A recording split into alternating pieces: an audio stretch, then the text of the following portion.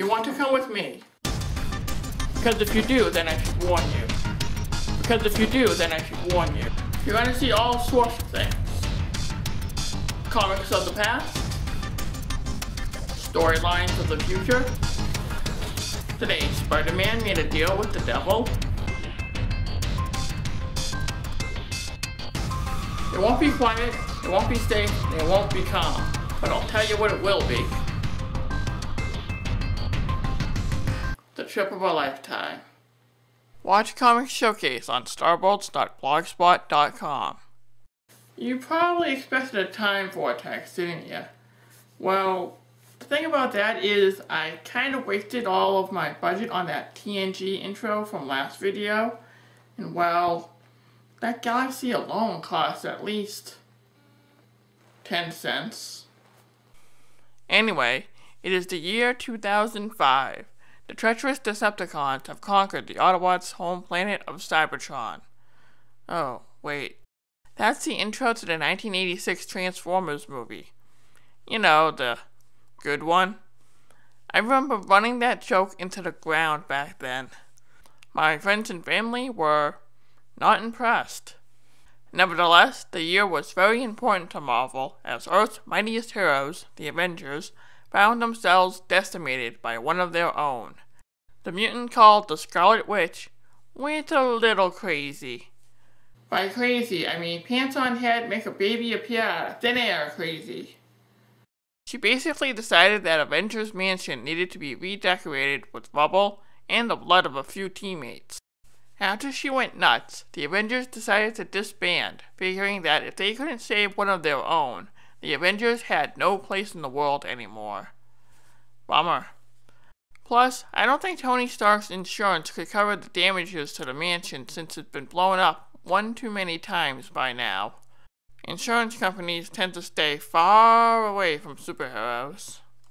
Emerging from the wreckage of the storyline called Avengers Disassembled came this team, the Young Avengers.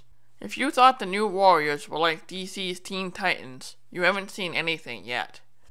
While the Warriors were subtle hints to the Titans, the Young Avengers practically beats you over the head with a similar premise. That isn't to say it was bad. Far from it. It's just that you're gonna find similarities no matter where you go in comics.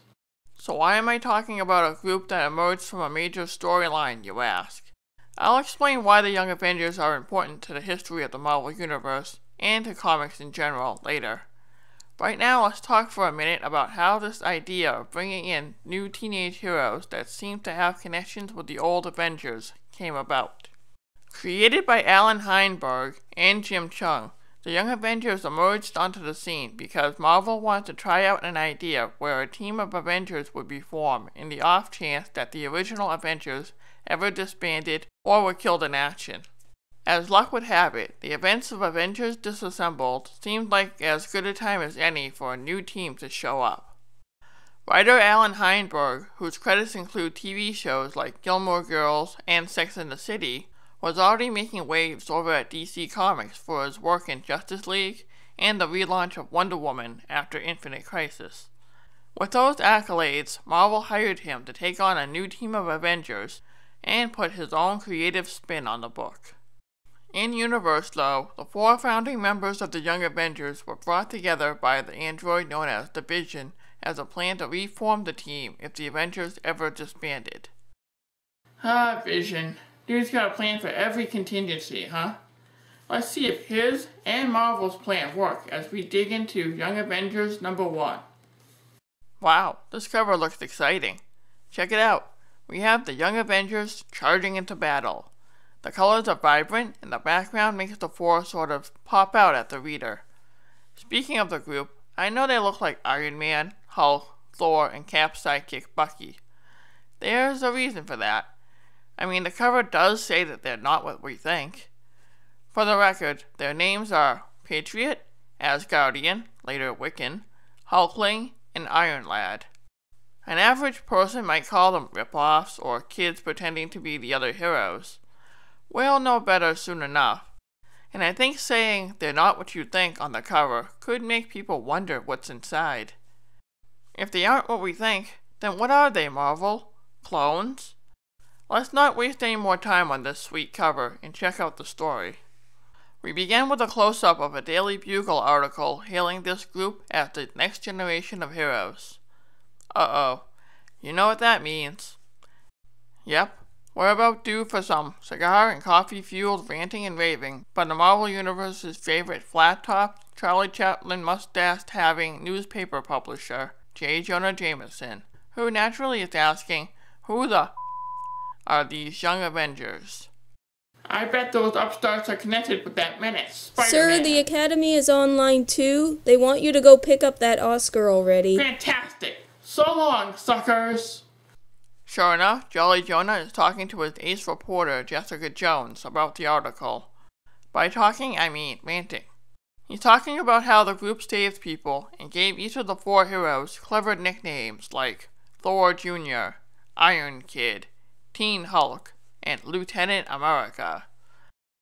Of course, he'll want a quarter every time someone says it, and that's $1 right there.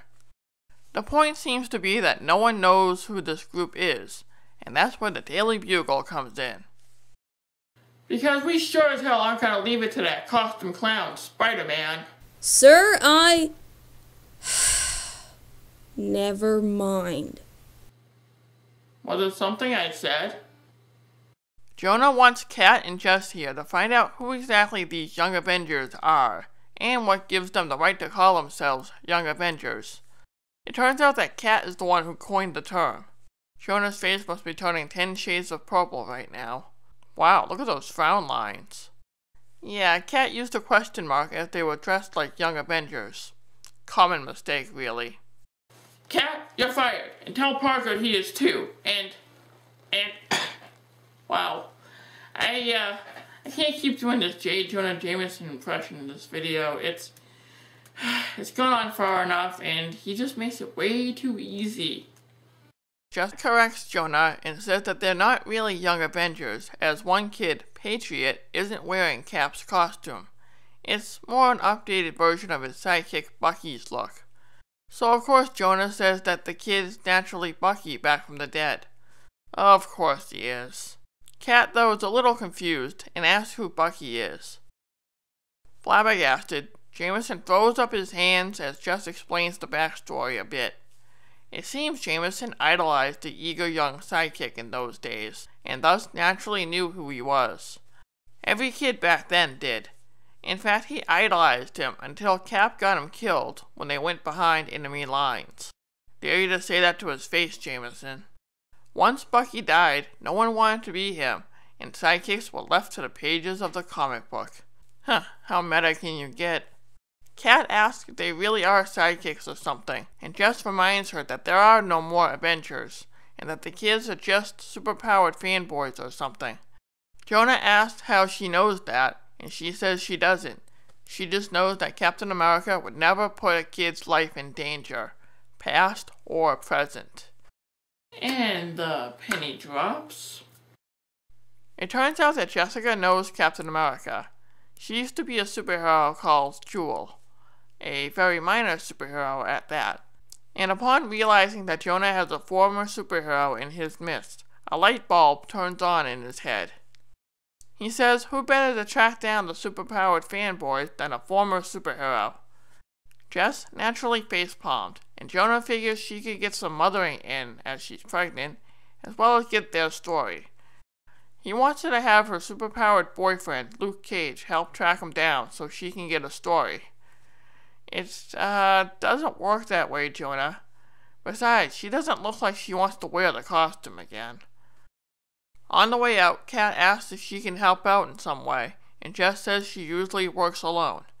After all, she talks to people with secret identities and stuff. I think Jess is like the April O'Neil of the Marvel Universe at this point. No wonder she's getting a series on Netflix. They go to leave, and Kat asks if she's going to contact what's left of the Avengers. Jess says she will try, but she isn't as connected as Jonah thinks she is. Oh look, here's 2 of her connections now.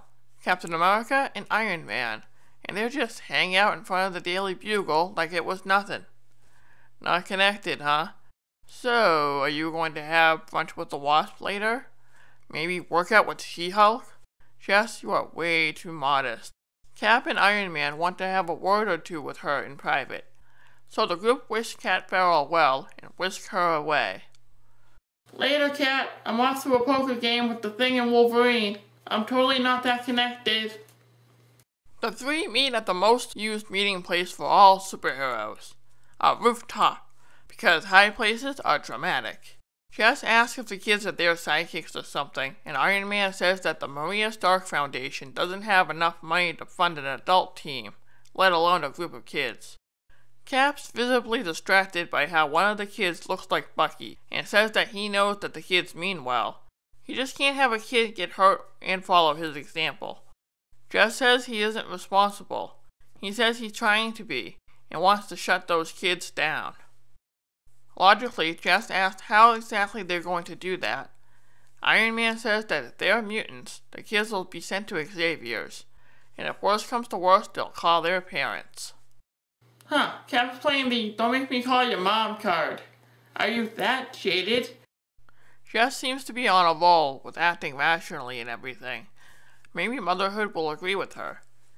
She says that they're teenagers with powers. What if they don't want to listen? Cap says they'll listen. They just have to find them, and our cool-headed friend Jess says that if they wanted to be Avengers, they'd go to the mansion. The problem is that Avengers Mansion is locked up, so they want her to wait for them to show up and stop them before anyone gets hurt, and then they just leave her on the roof. How can anyone be hurt? We're about a dozen pages in, and we haven't even seen the Young Avengers yet.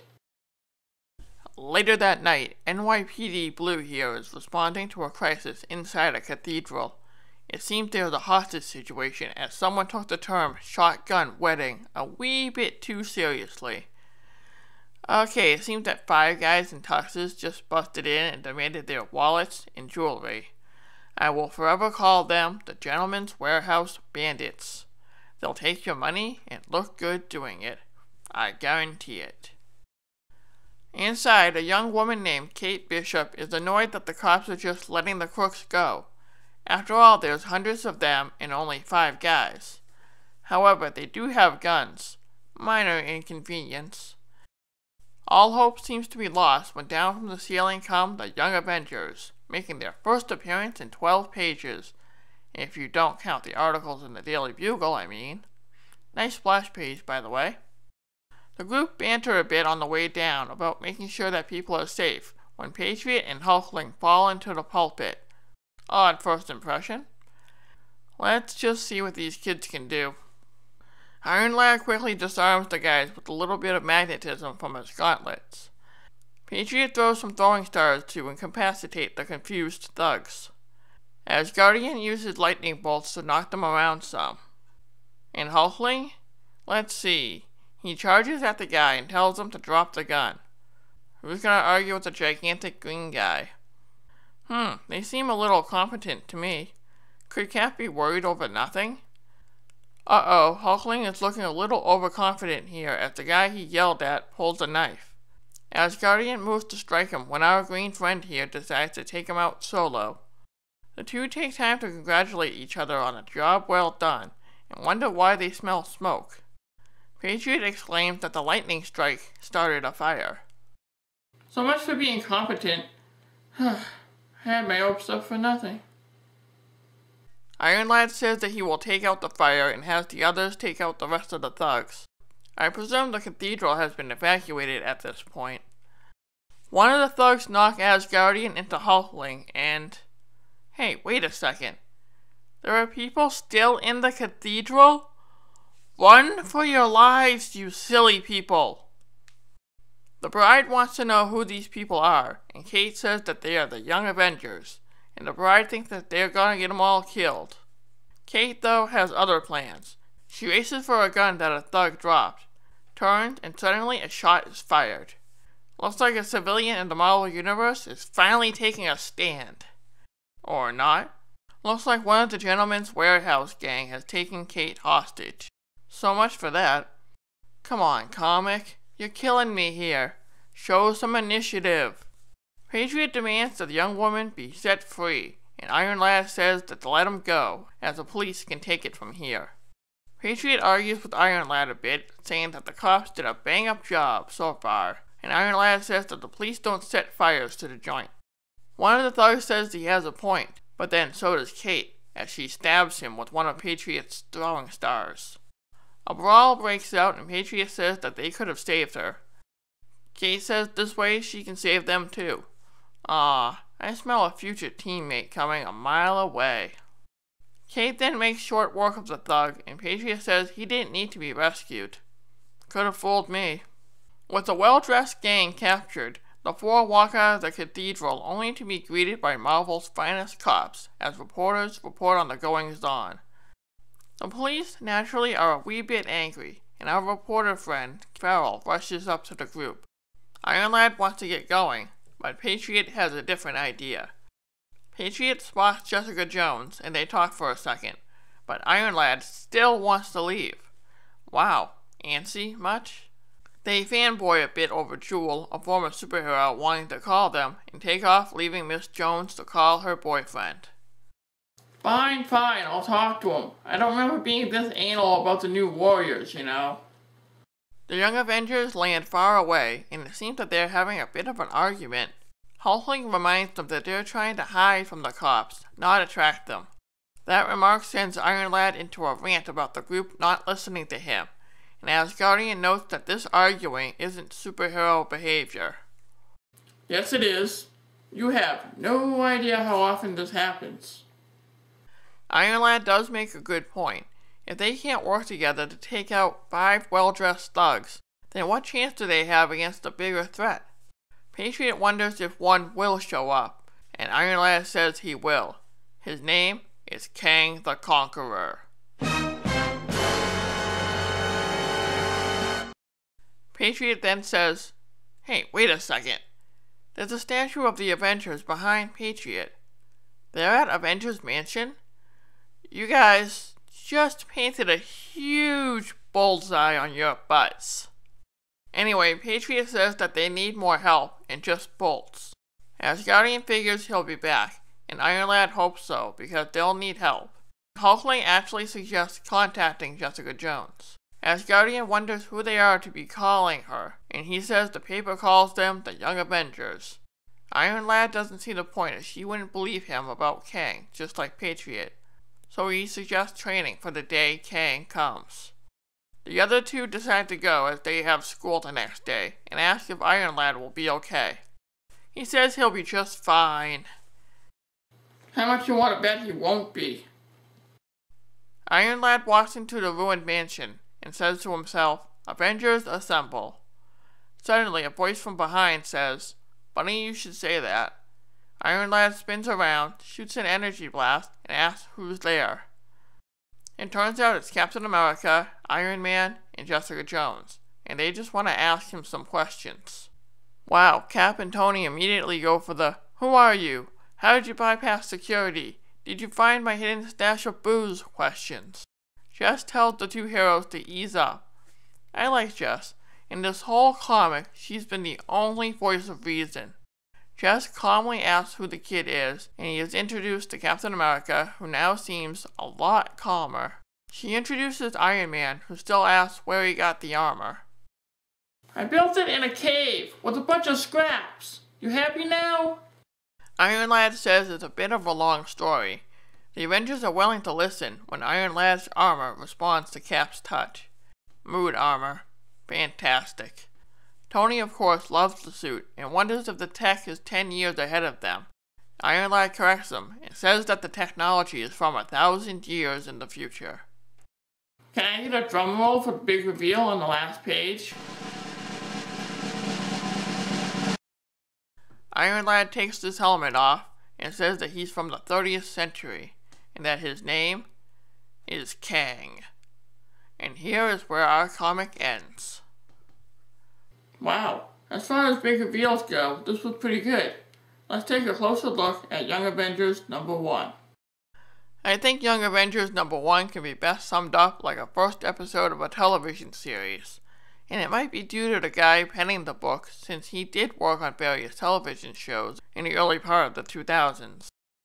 It's serialized storytelling, and Alan Heinberg does a good job setting up what will eventually become a groundbreaking series. Wait, groundbreaking?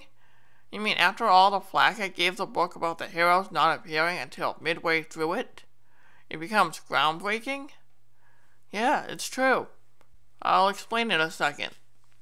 The art here is crisp, clean, and I really like the bold colors here. I also like that we don't learn everything there is to know about the Young Avengers right off the bat. It gives the book a sense of mystery. When I first read the book, I was hooked, and once I saw the big reveal at the end, I wanted to know more.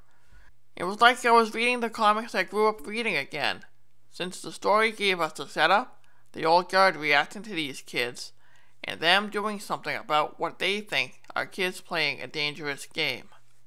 Eventually, we did get more as time went on. When you're telling a story, you don't want an info dump, as it will bog the story down. You want to set up the situation for the team, and then push forward and explain later. Not too much later, just give enough nuggets of information to get people interested. What do we find out? Well, to be honest, I think you better find out for yourself. I don't really want to spoil it. Trust me when I say that it is epic. I will say this, the series is very groundbreaking for one simple reason. Two of the characters are in a homosexual relationship. Remember when we saw Hulkling and Asgardian banter a bit and then go off together? Those two are actually in a romantic relationship. Having a homosexual character in a comic is nothing new. North Star of Alpha Flight is one of the first heroes to come out of the closet. This time, we actually see two main characters of the same gender in a committed relationship. This was huge. That is why this book is an important part of Marvel history, because it shows how the characters are becoming more diverse and reflect the real world more. After all, kids want heroes like themselves. This was so huge that the comic won the GLAAD Media Award for Outstanding Comic Book in both 2006 and in 2014. Want to know the best part? The comic never made an issue about their sexual preference, and made it their sole character traits. They were written like people, and just happened to be gay. I think this was also helped by the fact that Heinberg himself is openly gay, and probably wanted to put a positive spin on the couple. It worked, and Marvel liked the idea, as it would bring in readers of any sexual preference. It also helped that the stories were pretty good, too. Heinberg's Young Avengers became a sales success for Marvel, and even won the 2006 Harvey Award for Best New Series. It wasn't because of the character's sexual orientation, by any means. Because of the serialized nature of the comic, it drew readers in, and the stories were so carefully crafted that it caused all fans to fall in love with the book that spoke to the youth of today, much like how the New Warriors comic did in the early 90s. History pretty much repeated itself. And that, true believer, is not a bad thing. I find this comic to be a worthy successor to the New Warriors, as they too started from the ground up. Sure, there are similarities to the Titans again. You know what? Who cares? The comic is still fun to read, and despite Captain America, Iron Man, and Jessica Jones coming down on the kids, they do lighten up and let the group use the mansion for their base. That's nice of them. See, it all worked out in the end. Young Avengers is one of those comics that'll go down in history as a book that is regarded as something that got a new generation into reading comics. Something that said something about homosexuality without beating you over the head with it, and something that everyone can enjoy. And though the comic is serialized, you can pick up an issue and not really feel lost. Marvel had a hit on their hands with this comic, and it's no surprise that it did as well as it did, and still does to this day. Speaking of the present, that's my next stop. I wonder if I missed anything. I guess I'll find out when I get there. See you in the funny pages.